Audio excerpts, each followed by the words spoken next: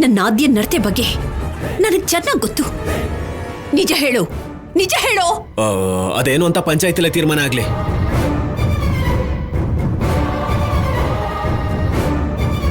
ಏನ್ರಿ ಪಂಚಾಯತಿ ಅಂದ್ರೆ ಯಾರು ಮಾತಾಡ್ತಾನೆ ಇಲ್ಲ. ರಾಜಾರಾಮ್ ಅವ್ರಿಗೊಂದು ನ್ಯಾಯ, ನಮ್ಗೊಂದು ನ್ಯಾಯನಾ? ಪಂಚಾಯತಿನ ಮಾಡ್ಲೇಬೇಕು. ಹಾ,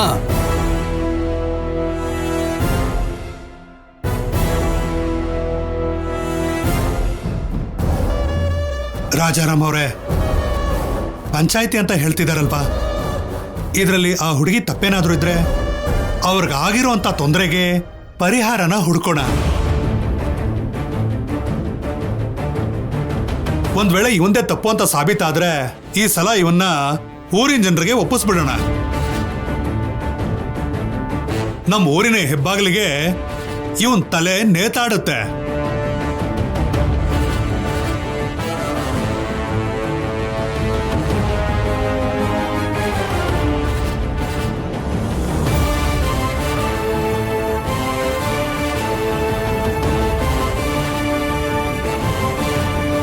ಪಂಚಾಯತಿನ ಕರೆಸಿ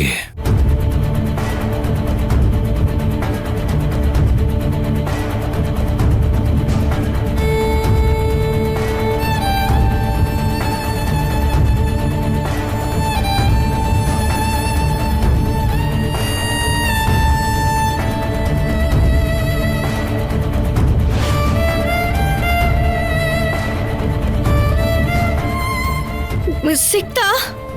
ಅಕ್ಕ, ಇನ್ನೂ ಸಿಕ್ಕಿಲ್ಲ ಅಕ್ಕ.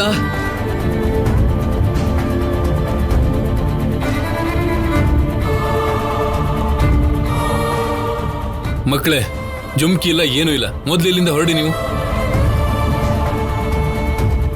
ನೋಡು ರಾಜಲಕ್ಷ್ಮಿ, ನಿನ್ ಸಿನಿಮಾ ನೋಡಿನೋ ಪ್ರೀತಿ ಪುಸ್ತಕನ ಓದಿ ಹೀಗಾಗಿರ್ಬೋದು. ರಿಯಾಲಿಟಿಲಿ ಅದೆಲ್ಲ ನಡೆಯಲ್ಲ.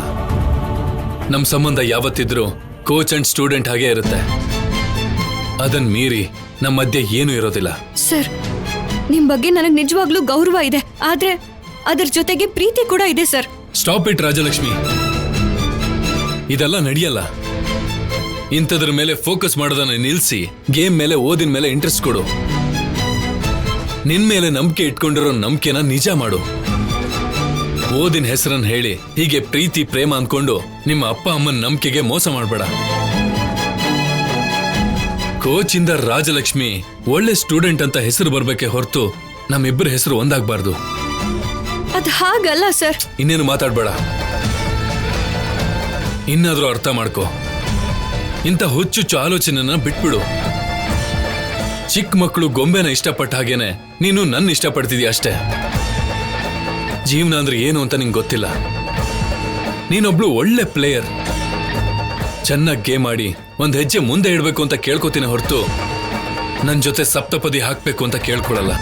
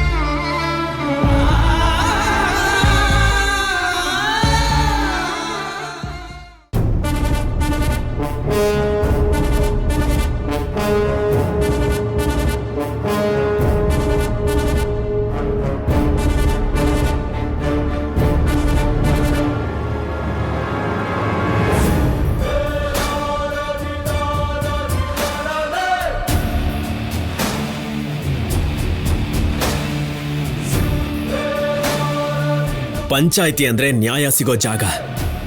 ಎಲ್ಲರೂ ಹೀಗೆ ಒಂದೇ ಕಡೆ ಕೂತ್ಕೊಂಡು ಮಾತಾಡೋದಲ್ಲ ರಾಜಾರಾಮ್ ಅವರೇ.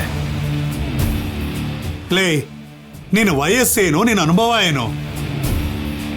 ರಾಜಾರಾಮ್ ಅವ್ರಿಗೆ ನ್ಯಾಯ ಹೇಳ್ತೀಯಾ? ಮತ್ತಿಲ್ಲ ಅಂದ್ರೆ ಹೇಗ್ರಿ? ನಾನು ಆದ್ಯನ ಪ್ರೀತಿಸ್ತಾ ಇದ್ದೀನಿ, ಆದ್ಯ ಕೂಡ ನನ್ನ ಪ್ರೀತಿಸ್ತಾ ಇದ್ದಾಳೆ ಅಂತ ಅಂತಿದ್ದೀನಿ ಅಲ್ವಾ? ಇನ್ನು ಅಷ್ಟೆಲ್ಲ ಯಾಕೆ ಯೋಚನೆ ಮಾಡ್ತಿದ್ದೀರಾ?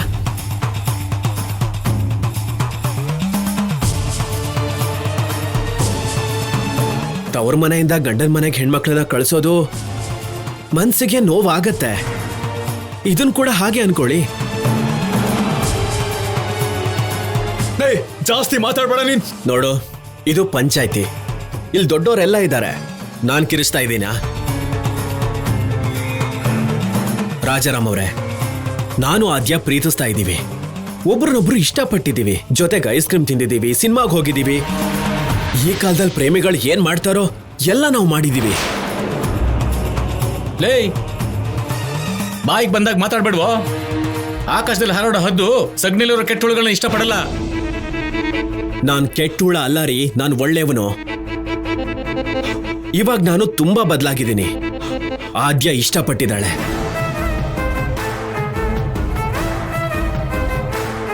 ಆದ್ರೆ ಇದನ್ನೆಲ್ಲ ನಿಮಗೆ ಯಾಕೆ ಹೇಳ್ಬೇಕು? ನನ್ನ ಪ್ರೀತಿಲಿ ನ್ಯಾಯ ಇದೆ, ಅದಕ್ಕೆ ಇಲ್ಲಿಗೆ ಬಂದಿದ್ದೀನಿ. ಆದ್ಯ ಕೂಡ ಇಲ್ಲೇ ಇದ್ದಾಳೆ. ಅವಳ ಜೊತೆ ನನ್ನ ಮದ್ವೆ ಮಾಡಿಸಿ ನನಗೆ ನ್ಯಾಯ ಕೊಡ್ಸಿ.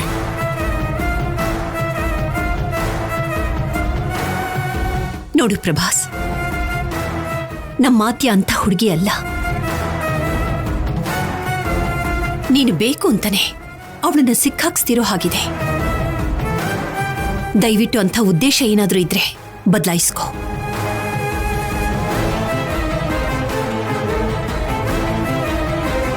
ಇದು ಒಂದು ಹೆಣ್ಣಿನ ಜೀವನ, ನಮ್ಮನೆ ಮರ್ಯಾದೆ. ಜಾನಕಮ್ನವರೇ, ನೀವು ಅಂದ್ರೆ ನನಗೆ ಗೌರವ ಇದೆ.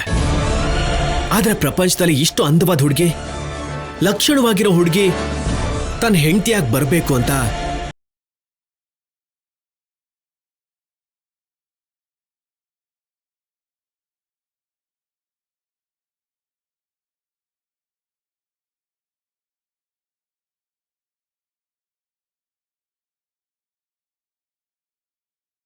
ಆದ್ಯ ಮೇಲೆ ನಿಜವಾದ ಪ್ರೀತಿ ಮಾತ್ರನೇ ಇದೆ. ಅವಳು ನನಗಿಂತ ಹೆಚ್ಚಾಗಿ ಪ್ರೀತಿಸ್ತಾ ಇದ್ದಾಳೆ. ನಿಮ್ಮೆಲ್ಲರ ಮುಂದೆ ಒಪ್ಕೊಳ್ಳೋದಕ್ಕೆ ನಾಚಿಕೆ ಪಡ್ತಿದ್ದಾಳಷ್ಟೇ.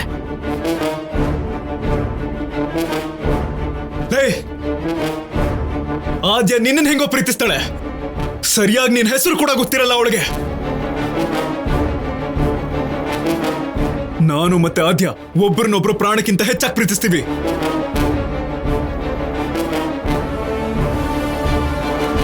ನಮ್ಮ ಮಾವನಿಗೋಸ್ಕರ, ಮನೆ ಮರ್ಯಾದೆಗೋಸ್ಕರ ಇಷ್ಟು ದಿನ ಹೊರಗಡೆ ಹೇಳ್ಕೊಂಡಿರ್ಲಿಲ್ಲ. ಮದ್ವೆ ಕೂಡ ಮಾಡ್ಕೋಬೇಕು ಅನ್ಕೊಂಡಿದ್ವಿ. ಇನ್ ನಿಮ್ಗೆಲ್ಲ ಗೊತ್ತಲ್ವಾ? ಅದೆಲ್ಲ ನನ್ನ ಬಿಟ್ಮೇಲೆ ನಡೆದಿದ್ದು, ಗೊತ್ತಾಯ್ತಾ? ನಾನು ಅವಳನ್ನು ಅಷ್ಟು ಈಸಿಯಾಗಿ ಬಿಡೋದಿಲ್ಲ ಅಂತ ವಾರ್ನಿಂಗ್ ಕೂಡ ಕೊಟ್ಟಿದ್ದೆ.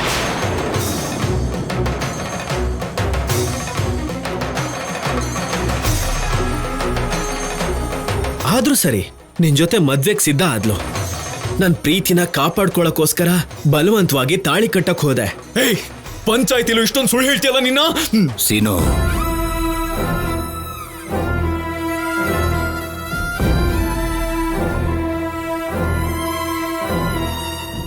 ಸೀನು,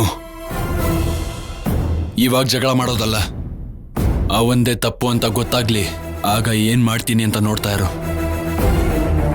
ರಾಜಾರಾಮ್ ಅವರೇ, ಇವನನ್ನ ಹೀಗೆ ಬಿಟ್ರೆ ಮಾತಾಡ್ತಾನೆ ಇರ್ತಾನೆ.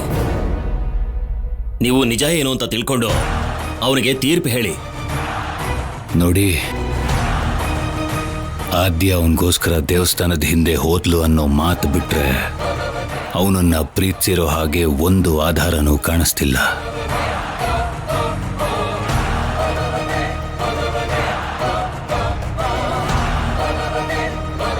ನಿಜವಾಗ್ಲೂ ಅವನನ್ನು ಪ್ರೀತಿಸಿದಾಳೆ ಅಂತ ನಾವು ಹೇಗೆ ನಂಬೋದಕ್ಕಾಗುತ್ತೆ? ಪ್ರಭಾಸ್ ಹೇಳಿದ್ರಲ್ಲಿ ನಿಜ ಇಲ್ಲ.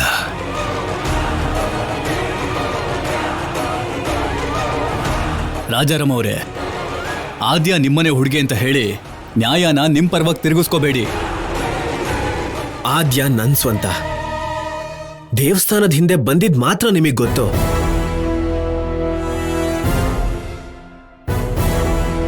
ನಿಮಗ್ ಗೊತ್ತಿಲ್ದ ಹಾಗೆ ನನಗೋಸ್ಕರ ಎಷ್ಟು ದೂರ ಬಂದಿದ್ಲೋ ನಿಮ್ ಯಾರಿಗೂ ಗೊತ್ತಿಲ್ಲ. ಆದ್ರೂ ಎಲ್ಲಾನು ನಿಮಗ್ ಗೊತ್ತಾಗೋ ಹಾಗೆ ಮಾಡ್ತೀರಾ ಏನೋ? ಮಾವ, ಇವನ್ ಪ್ರತಿಯೊಂದು ಮಾತು ಸುಳ್ಳು. ನಾನು ಆದ್ಯನ ಪ್ರೀತಿಸಿದ್ದೀನಿ ಮಾವ. ಆದ್ಯ ಇಲ್ದೇನೆ ನಾನು ಬದುಕಲ್ಲ.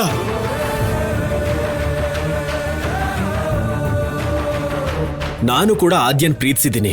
ಬದುಕೋಕಾಗ್ದೆ ಬಲವಂತವಾಗಿ ಮದ್ವೆ ಮಾಡ್ಕೊಳಕ್ ಹೋದೆ. ಸರಿ, ಒಂದೇ ಹುಡುಗಿನ ನೀನು ಪ್ರೀತಿಸಿದ್ಯಾ, ನಾನು ಪ್ರೀತಿಸಿದ್ದೀನಿ. ಆದ್ರೆ ಇಬ್ರಲ್ಲಿ ಒಬ್ರಿಗೆ ಸಿಗ್ಬೇಕು. ಅವಾಗ ನಮ್ಮೂರಿನ ಪದ್ಧತಿ ಪ್ರಕಾರ ದೊಣ್ಣೆ ವರ್ಷೆ ಸ್ಪರ್ಧೆ ಇಟ್ಟು ಅದರಲ್ಲಿ ಗೆದ್ದವ್ರಿಗೆ ಆ ಹುಡುಗಿ ಮೇಲೆ ಅಧಿಕಾರ.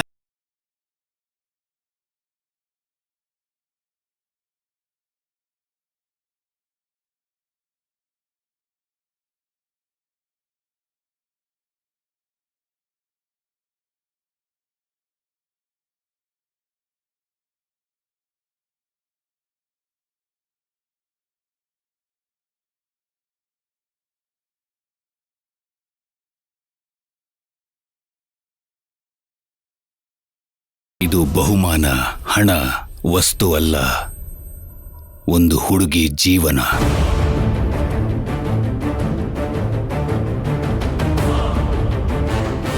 ಸರಿ, ಹುಡುಗಿ ಜೀವನ ಗೌರವ ಕೊಡೋಣ. ಆದ್ರೆ ಅದೇ ಹುಡುಗಿ ನನ್ನ ಮಗನ ಜೀವನನ ಪ್ರೀತಿ ಹೆಸರಲ್ಲಿ ನಾಶ ಮಾಡಿದ್ದಾಳೆ. ಮತ್ತೆ ನನ್ನ ಮಗನ ಜೀವನ ಹಾಳಾದ್ರೆ ಪರವಾಗಿಲ್ವಾ? ಅದಕ್ಕೆ ಸಾಕ್ಷಿ ಇಲ್ವಲ್ಲ. ಸಾಕ್ಷಿ ತೋರ್ಸೋದಕ್ಕೆ ಅದು ನೀವು ಹೇಳ್ದಾಗೆ ದುಡ್ಡೋ ಬಹುಮಾನನೂ ಅಲ್ಲ, ಮನಸ್ಸು. ಗಾಯ ಆಗಿರೋ ಮನ್ಸಿಗೆ ಸಾಕ್ಷಿ ತೋರ್ಸು ಅಂತಂದ್ರೆ ತೋರ್ಸೋದಿಲ್ವಲ್ಲ, ಅದು ಕಣ್ಣಿಗೆ ಕಾಣೋದಿಲ್ವಲ್ಲ. ಒಳ್ಳೆ ಮನಸ್ಸಿರೋ ವ್ಯಕ್ತಿಗೆ ಅದು ಅರ್ಥ ಆಗುತ್ತೆ. ಸರಿ, ಹಾಗಾದ್ರೆ ವೀರಭದ್ರ ಅವರೇ, ನಿಮ್ ಮಗನಿಗೆ ಒಳ್ಳೆ ಮನ್ಸಿದ್ಯೋ ಕೆಟ್ಟ ಮನ್ಸಿದ್ಯೋ ಅಂತ ತಿಳ್ಕೊಳ್ಳೋಣ. ಏನೋ ದೊಡ್ಡ ಗಂಡಸ್ತರ ಮಾತಾಡ್ದಲ್ಲೋ, ಬಾರೋ ದಮ್ಮಿದ್ರೆ ನೋಡ್ಕೊಳ್ಳೋಣ.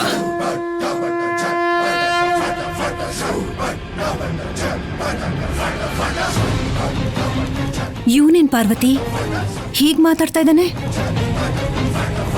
ಒಂದ್ ವೇಳೆ ಆದ್ಯಂಗ್ ಕೊಡ್ಬೇಕಾಗಿದ್ದ ಪಾನ್ಕನ ಇವನೇನಾದ್ರೂ ಕುಡಿದ್ಬಿಟ್ನಾ? ಅಷ್ಟಕ್ಕೂ ಕಡ್ಡಿ ವರ್ಷೆ ಬಗ್ಗೆ ಇವನಿಗೇನ್ ಗೊತ್ತು? ಏನ್ ನಡೆಯುತ್ತೋ ಭಯ ಆಗ್ತದೆ. ಬಾರೋ ಸೀನು, ಸೀನು, ಈ ಸ್ಪರ್ಧೆ ಇಲ್ಲ, ಬೇಡಪ್ಪ. ಅವನು ಹೇಳ್ತಿರೋದು ನಿಜ ಆಗಿದ್ರೆ ಅದು ಬಯಲಾಗುತ್ತೆ. ಆದ್ರೆ ಅವನು ಹೇಳ್ತಿರೋದ್ರಲ್ಲಿ ಸತ್ಯನೇ ಇಲ್ಲ ಕಣೋ. ಮತ್ತೆ ದಯವಿಟ್ಟು ಸುಮ್ನಿರಿ. ಈ ನನ್ನ ಮಗನ್ನ ಇವತ್ತೇ ನೋಡ್ಕೋಬೇಕು. ಇವನನ್ನ ತುಂಬಾ ಸಲ ಸುಮ್ನೆ ಬಿಟ್ಟು ತಪ್ಪು ಮಾಡ್ಬಿಟ್ಟೆ. ಅದಕ್ಕೆ ಕತೆನ ಇಲ್ಲಿವರೆಗೂ ತಂದಿದ್ದಾನೆ. ಅದೇನ್ ಮಾಡ್ತಾನೋ ನಾನು ನೋಡ್ತೀನಿ. ಕುಡ್ದಿರೋ ಹಾಗೆ ಇದೆ ಅದ್ಕೆ. ಇಲ್ಲ ಅಂದ್ರೆ ಅವನ್ ಜೊತೆ ಸ್ಪರ್ಧೆ ಮಾಡಕ್ ಹೋಗ್ತಾನ. ಹೋಗ್ಲಿ, ಈ ರೀತಿಯಲ್ಲಾದ್ರೂ ಆದ್ಯ ಅಡ್ಡಿ ಬರ್ದಾಗಿರ್ತಾಳೇನೋ. ಚಿಕ್ಕಮ್ಮ ಕೇಳಿಸ್ಕೊಳ್ಳಿ, ಸುಮ್ಮನೆ ಕೇಳಿ. ಮಾತಲ್ಲ ಕಣೋ, ದಮ್ ಇದ್ರೆ ದೊಣ್ಣೆ ವರ್ಷಲ್ ತೋರ್ಸು. ಮಣ್ಣಲ್ಲಿ ಬಿದ್ದು ಚಿಕ್ಕ ಮಕ್ಕಳು ಜಗಳ ಆಡ್ತಾರೆ. ಹಾಗ ಅನ್ಕೊಂಡಿದ್ಯಾ ದೊಣ್ಣೆ ವರ್ಷೆ ಅಂದ್ರೆ? ಬಾರೋ ನೋಡ್ಕೊಳ್ಳೋಣ. ನೋಡ್ಕೋತೀನಿ, ಬಾರಲೇ. ನೀನ್ ನಿಜವಾಗ್ಲೂ ಗಂಡ್ಸೆ ಆಗಿದ್ರೆ ನನ್ ಮೇಲ್ ಗೆದ್ದು ತೋರ್ಸು. ನನ್ನ ಆದ್ಯನ್ನ ನಾನೇ ನಿನಗೆ ಬಿಟ್ಕೊಡ್ತೀನಿ. ಲೇ,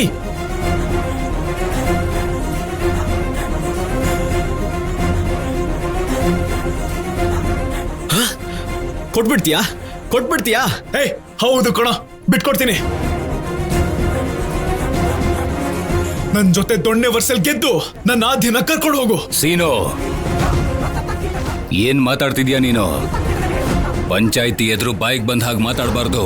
ಯಾಕೆಂದ್ರೆ ಇಲ್ಲಿ ತಗೊಳ್ಳೋ ನಿರ್ಧಾರ ಯಾವತ್ತಿಗೂ ಬದಲಾಗಲ್ಲ. ನನ್ ಮೇಲೆ ನಂಬಿಕೆ ಇಲ್ವಾ? ಇವನನ್ನ ಸೋಲ್ಸೋದು ದೊಡ್ಡ ವಿಷಯನ ನನಗೆ? ಬರೀ ದೇವಸ್ಥಾನದಿಂದ ಅಲ್ಲ, ಈ ಊರ್ ಬಿಟ್ಟೆ ಓಡಿಸ್ತೀನಿ ಇವನ್ನ.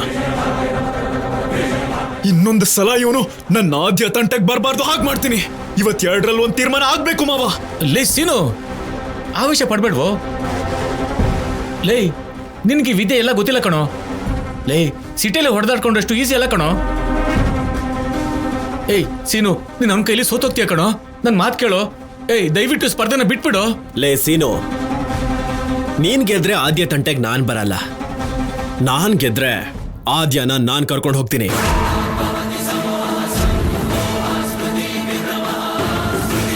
ಸರಿಯಾಗಿ ಹೇಳ್ದೆ. ನಿನಗೆ ದೊಣ್ಣೆ ವರ್ಷಲಿ ಅನುಭವ ಇಲ್ಲದೆ ಇರೋದಕ್ಕೆ ನಿನಗೆ ಇನ್ನೊಂದು ಅವಕಾಶ ಕೊಡ್ತಿದ್ದೀನಿ. ನಿನ್ ಮನೇಲಿ ನೀನೇ ಅಲ್ಲ, ಯಾರೇ ಗೆದ್ರು ಸರಿ, ಆದ್ಯನ ಬಿಟ್ಬಿಡ್ತೀನಿ.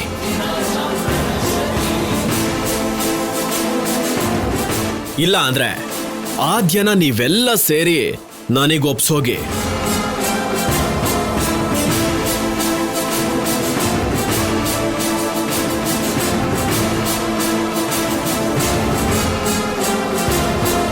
ರಾಜಾರಾಮ್ ಅವರೇ, ಇದಕ್ಕೆ ಇದೇ ಪರಿಹಾರ ಅಂತ ಅನಿಸ್ತಾ ಇದೆ. ಬೇರೆ ದಾರಿ ಯಾವುದೂ ಇಲ್ಲ. ನೀವೇನಂತೀರಾ?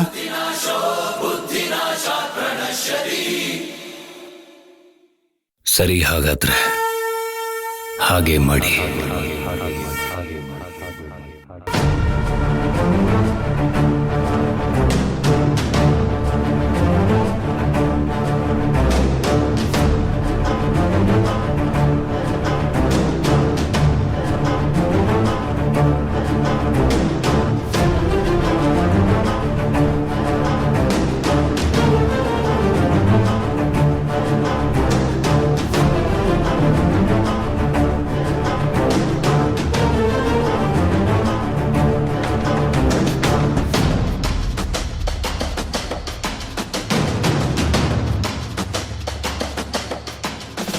ಲೇ ಪ್ರಭಾಸ್, ನಿನಗೆ ಬುದ್ಧಿ ಇದೆಯೇನೋ? ಯಾಕೋ ಅವ್ರಿಗೆ ಅಷ್ಟು ಅವಕಾಶ ಕೊಟ್ಟೆ? ಅವ್ರ ಮನೆಯಲ್ಲಿ ಎಲ್ಲರನ್ನೂ ಸೋಲ್ಸಕ್ಕಾಗತ್ತಾ? ಅಪ್ಪ, ದೊಣ್ಣೆ ವರ್ಷ ನನಗೆ ಹುಡ್ತಾಗಿಂದ ಬಂದಿರೋ ವಿದ್ಯೆ. ಖಂಡಿತ ಅವ್ರನ್ನ ಸೋಲಿಸ್ತೀನಿ.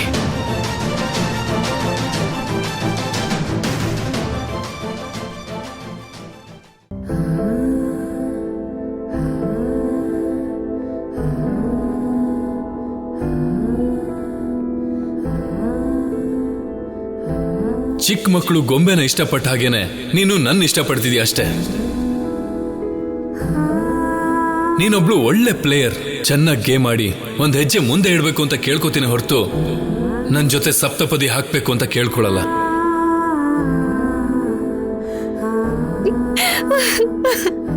ಕೋಚಿಂದ ರಾಜಲಕ್ಷ್ಮಿ ಒಳ್ಳೆ ಸ್ಟೂಡೆಂಟ್ ಅಂತ ಹೆಸರು ಬರ್ಬೇಕೆ ಹೊರತು ನಮ್ಮಿಬ್ಬರ ಹೆಸರು ಒಂದಾಗಬಾರ್ದು.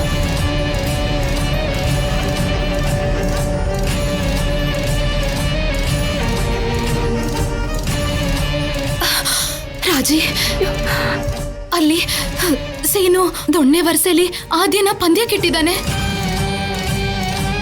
ಏನು? ಅಲ್ಲಿ ದೊಣ್ಣೆ ವರ್ಷೆ ಆಡ್ತಿದ್ದಾರೆ. ನೀನು ಬಾ ಬಾ ಬಾ ರಾಜಿ.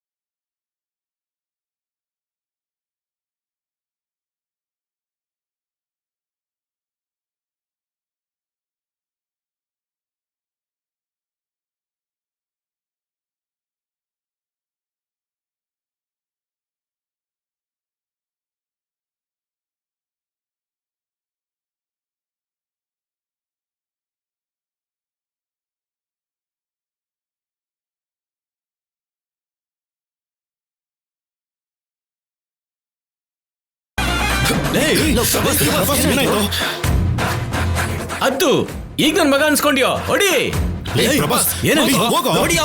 ಹೋಗೋ.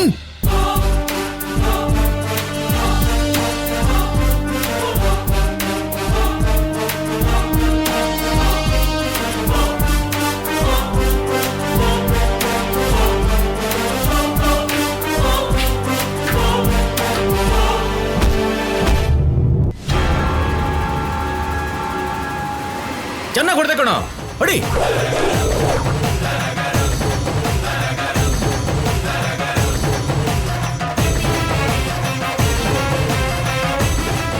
ಅಯ್ಯೋ ಅಳ್ಬೇಡಮ್ಮ ಆದ್ಯ. ಸೀನುಗೇನು ಆಗಲ್ಲ, ಸೀನುಗೇನು ಆಗಲ್ಲ. ಅವನು ಗೆಲ್ತಾನೆ ಕಣಮ್ಮ.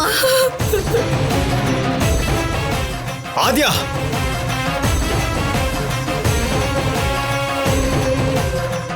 ಸೀನು ಲೇ ಸೀನು